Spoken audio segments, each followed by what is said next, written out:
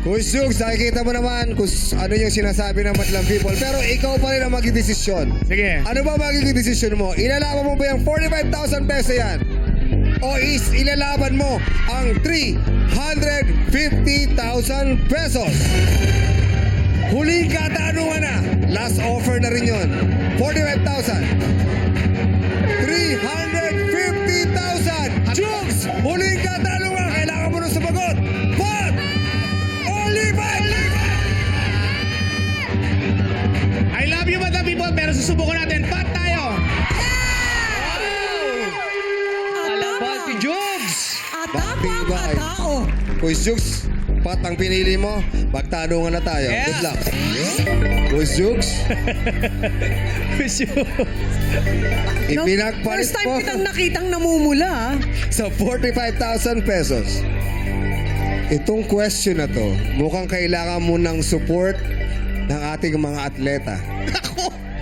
Dahil ang tanong natin ay tungkol sa sports. Patay! Quiz Jukes, pero ka 5 segundo. Sa 5 segundo, kailangan makasagot ka. Pag natapos sa 5 segundo, hindi mo nasagot. Kung nakahabol ka man, hindi na namin papayagan.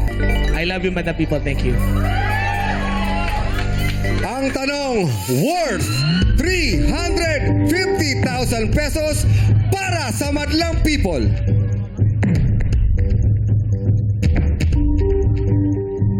Quiz Jukes, si Nadia Comaneci ay isang sikat na 5-time Olympic gold medalist sa larangan ng gymnastics.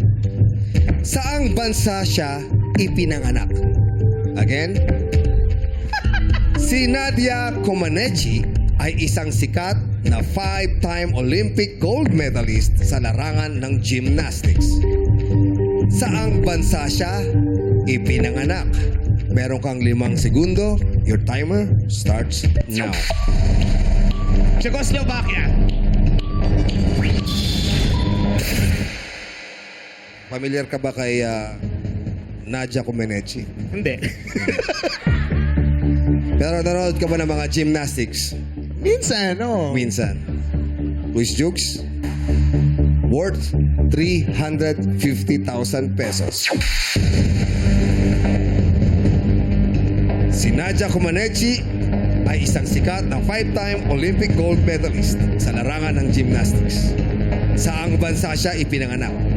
Ang sagot mo, Czechoslovakia. Czechoslovakia is wrong. Sorry, Madlang People. Sorry. Nice try, pare. Good try.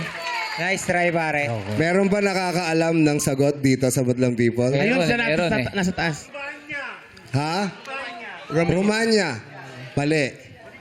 Oh, Romania. Romania. Romania. Oh, pero tama na rin yun. Ang tamang sagot ay Romania. Romania.